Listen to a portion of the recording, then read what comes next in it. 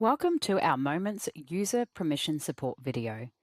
In this video, we will show you how easy it is to configure the user permissions in Moments.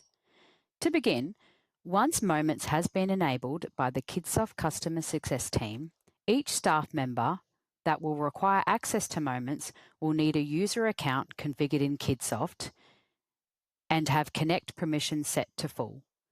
For assistance with creating user accounts or updating user role permissions in Kidsoft, please reach out to the Kidsoft Customer Success team. Once the user account has been created, each user will need to log in to connect. So by clicking on Staff Login, selecting their name, entering in their PIN. Once they are in Connect, they can click on the little switcher on the left-hand side here and access Moments. When logged in to Moments, an organisation can determine who will require the appropriate permissions. To do this, click on the cog icon. On the User Groups tab, you will see all the users that are configured in Kidsoft. You can view the users and who is in each group with that role.